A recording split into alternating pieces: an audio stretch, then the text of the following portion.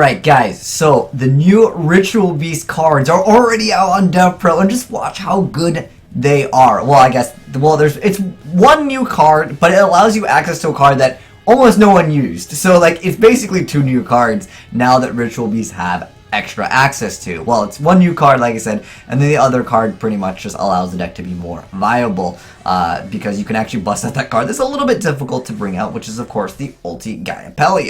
Now, a lot of decks actually lose to this card just because it's a beater. Like, you don't actually get the effect. I mean, if you get the effect, it's amazing, but I'm pretty sure it does not get the effect. A lot of you guys actually commented and said it does not get the effect, but, you know, sometimes crazy things happen with rulings, but I'm pretty sure, like I said, you don't get the effect of Ulti Gaia when it's brought out with the new Spiritual Beast Tamer window.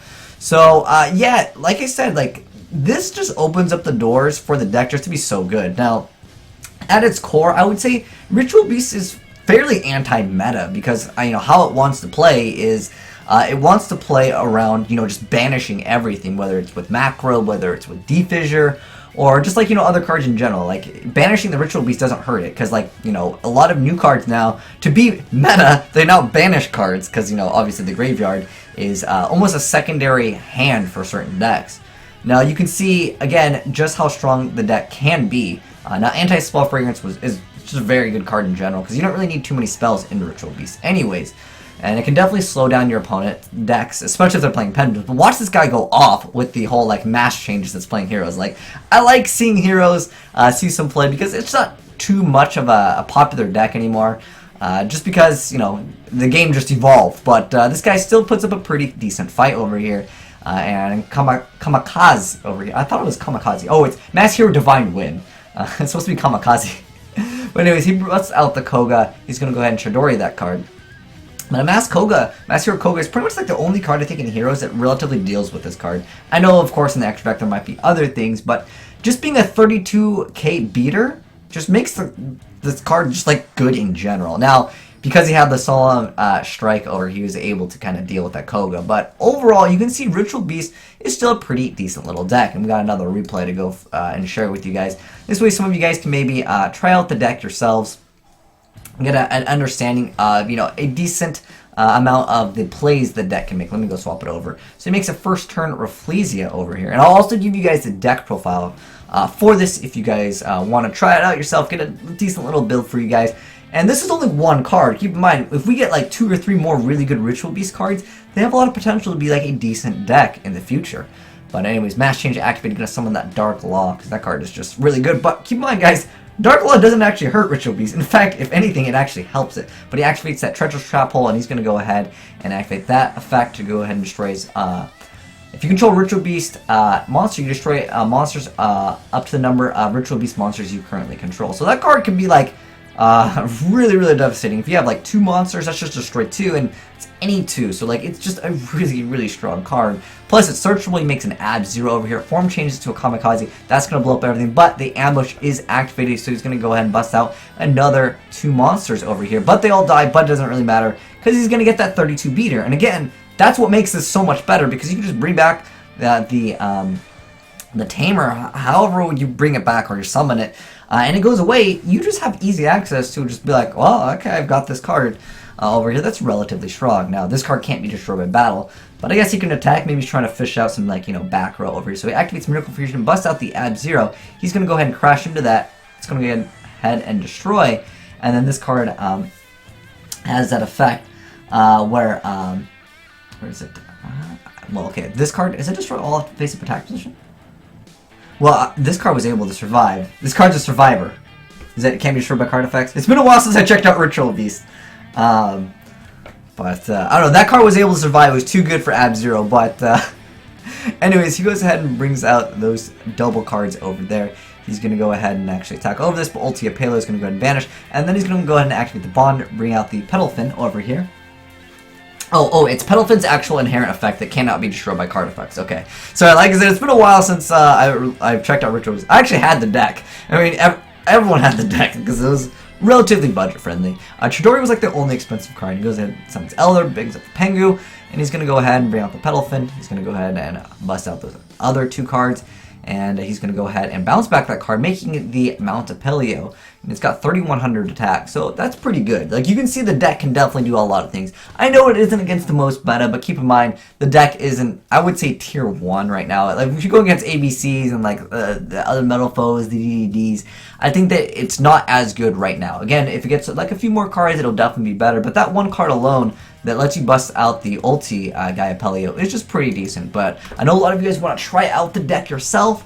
So let's go ahead and jump into a deck profile that you guys can mess around with. But shout out to the guy who sent me this. The guy was, well, his name was Player, but thanks Player for sending in this. But anyways, Gold Sark is also a really good card, and it's at 3 now, so it definitely helps out the deck. But nonetheless, let's go ahead and jump into like the deck profile for this build that this guy has.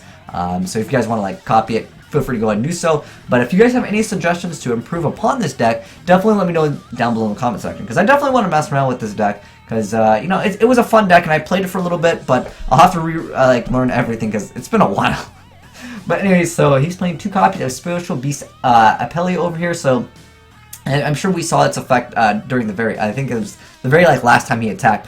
It's once per during the player's turn, you banish 1 Ritual Beast card from your graveyard, and then all Ritual Beast monsters you control gain 500 attack and defense. You can only special summon 1 of them per turn, but actually, I think all of them have that. You can only special summon 1 of them. Otherwise, you can keep on like looping things. And if you had some type of card that like burned your opponent when you special summon, then heck, if they max you, you can deck them out. But yeah, they all have that like restriction. But nonetheless, that small little boost is definitely nice. But yeah, just having this card over here, just 3,200 attack, is really strong. But nonetheless, pretty decent little card over here. It's got decent attack, but its main effect is just to banish the stuff, and we'll get into that, and I'll kind of explain the deck a little bit. But it's been a while since I played the deck, so if you guys know like the more extensive combos, hey, let me know. So this is a new card that actually like makes the deck much more viable, and it has pretty cool artwork, if I say so myself. But it's Spiritual Beast Tamer Winda. So if this card in its owner's possession is destroyed by an opponent's card, which is by battle by card effect, you can special summon 1 Ritual Beast monster from your deck or extra deck, ignoring its summoning conditions. You can only special summon 1 of them per turn. Now, this card is insane. Like I said, it makes the deck. When you bring back cards with Ambush, which I'm pretty sure we saw in the duel, yeah, you just get a 32 beater. And at the end of the day, like, yeah, I understand it doesn't get the effect, but it's still a decent, you know, card just because it has a relatively large attack. Now, unfortunately, it is light. The rest of them are wind. So, yeah, I don't know if there's anything that you could really utilize with the attribute of light. Unfortunately, like, if they make like some dark ritual beast, that'd be pretty cool, and throw BLS up in here. But yeah, this card just makes the deck so much more viable against certain things. Spiritual Beast Rempengu over here, so it's once per turn you banish a Ritual Beast monster from your extract, and then you send one Ritual Beast monster with the same type as that monster from your deck to the graveyard. So it lets you put other cards, like in the duel you saw Ulti Apelio, and we'll get into like why that matters later on. But a lot of the cards revolve around the whole banish mechanic. And then next up we have 3 copies of the Kanahawk. This is what really makes the deck. This is like one of the best cards in the deck. So once per turn you can banish a Ritual Beast card from your deck face up, and then during your second standby phase after this effect activation, add the banished card by this effect to your hand. You can only special summon 1 per turn. Again, that's pretty much on all of them. But yeah, that's a really decent effect. It's just basically just search out whatever you want and you're going to get it. It's almost like a Gold Sark in itself. But then next up we have the Petalfin, which was actually a pretty good card. It actually helped out a lot. So it's once per turn you can banish 1 Ritual Beast card from your hand. You can target 1 card your opponent controls and you get to bounce it back. It's a really good effect.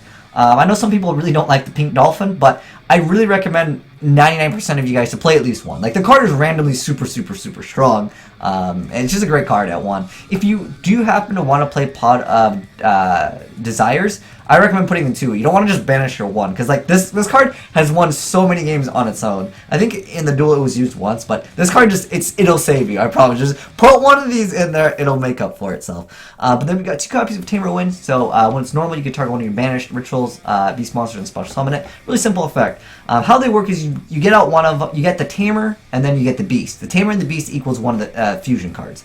And then next up we got the Elder. So this one lets you normal summon an additional time. And that's his effect.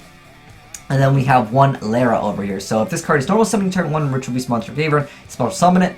You can only special summon one of them per turn. We've got Soul Charge, Upstart, Triple Gold Sark, so you can get your banishes in. And we'll get into why that matters later on. We've got Foolish, double MST, one E-Telly, we got one of the Ritual Beast Spawn, D-Fissure, 3 copies of Steeds, 1 copy of Torrential Tribute, 3 copies of Ritual Beast Ambush. So Ambush over here, well actually, okay. This one just like destroys everything, and then Ambush is the one that you get to target one of your Ritual Beast Tamers, and then one of the Spiritual Beast monsters that are banished or in the graveyard, and they just special summon in defense position. After this card is activated, you cannot special summon monsters except for Ritual Beast monsters for the rest of the turn. So basically, again, the whole idea is to just be able to get back your cards and get extra free cards from the destruction and effect of the window over here.